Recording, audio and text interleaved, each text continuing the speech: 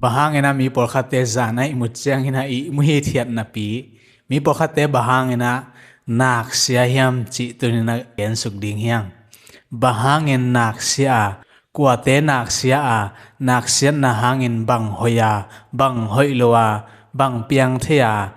bang chi leng a hoi loi le be the ding hiam koidan hiam chi tunina en su khom ding hiang khanna bahangin NAKSIA hiam chi gen suk ding hiang bahangin NAKSIA hiam chi atomin gen ding chi lang I hui lampi neu lo a hi man hi chin gen jaw lang kiching hi bang hiam chi le pum pi in hui pen adik suk le apuswak sak asem sem hiya to pen sun le zan set kan kha jong khol loin na asem sem a hi ai zona to hui apai khiat na apuswa na hui thagui pen neu lo a hi manina to sunga vibrate china kiling ina to pen igor panina onging khiai na to pen en NAKSIA chi again hiya atak takina I hui dik na thagui pen neu lo chi na na hi okay theihna ni na pasal ta vek NAKSIA thei mon nu me te NAKSIA thei lo mo chi hi ina atam zo pen hi level za som thum pan som nga ki kalbel pasal te NAKSIA tam zo mo ai zo nu me te jong NAKSIA thei ve nu me te NAKSIA na pen hi le now pai lai tak khong ina NAKSIA nuam chi to chang ina kum upat chiang ate kwanu chiang ina jong NAKSIA nuam chi hi to pen nu me khem pe chi jong hin loina nu me tel laka to bang te pen NAKSIA nuam phade hi chi again na hi okay namathum na NAKSIA hoi mo NAKSIA na hangena bang phatwam chi hi ina NAKSIA na hangena bang phatwam hiam chi chiang ina bang ma phatwam lo hi okay NAKSIA na hangena bang ma phatwam lo hi chi I the ding thu pi hi aban bai song nyo akichian join gen suk lai ni namat lina NAKSIA a hoi lo na chi lew lo hi NAKSIA pen bahangin hoi lo hiam koidan hoi lo hiam chi en suk ni NAKSIA tak chang na I mut chim sak lo hi chi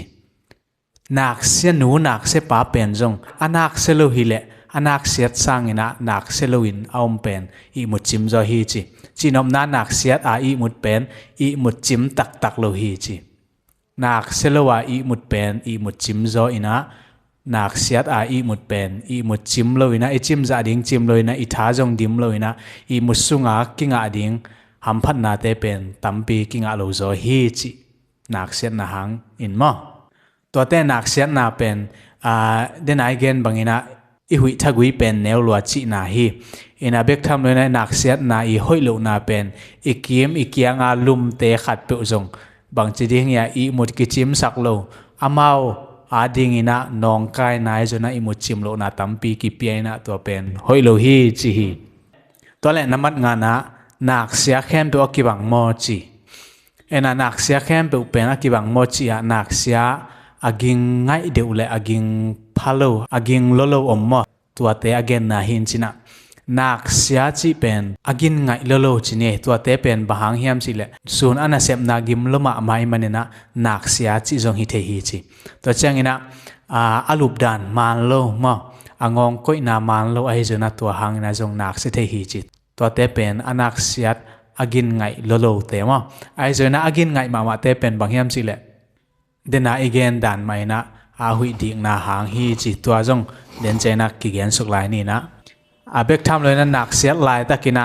nak pi na NAKSIA na ging awau to chena tom khol wat ena to changa ang NAKSIA ki lew chi dan to dan na om mi te pe nai le to te ding na NAKSIA na pen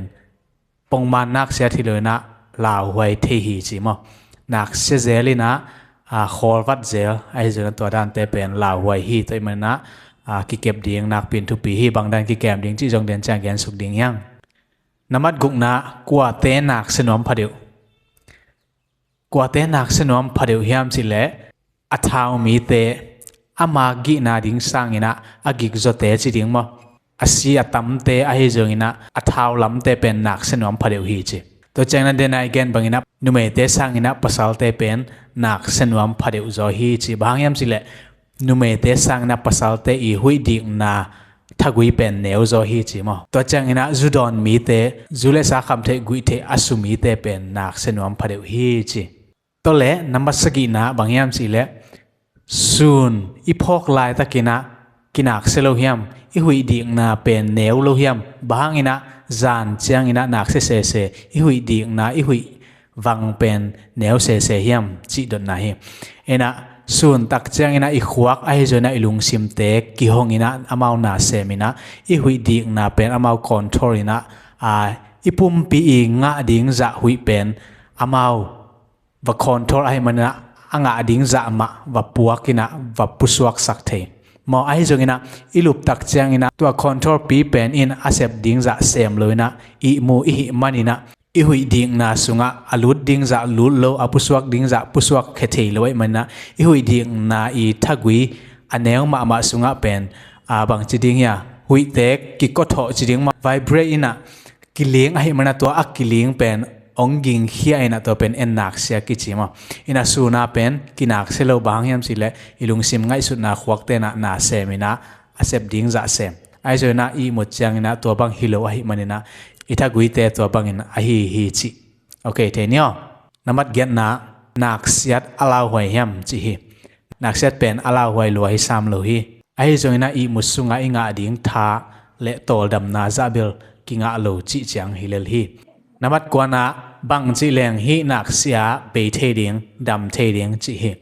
NAKSIA pen denai gen bangina ipumpi nga ding za hui anga lo chiang ina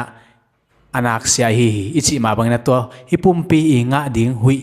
inga theihna ding ina bang hi ding hiam chi le athaw lo te ding ina exercise tampi bowling chi hi exercise tampi bowling ina tui tampi ne ding zure sa kham the gui te khiam ding api pena hile exercise tampi pi bowling sun changena itha gik sak loading hoi takina exercise bowlina itha jang hile zan changena jong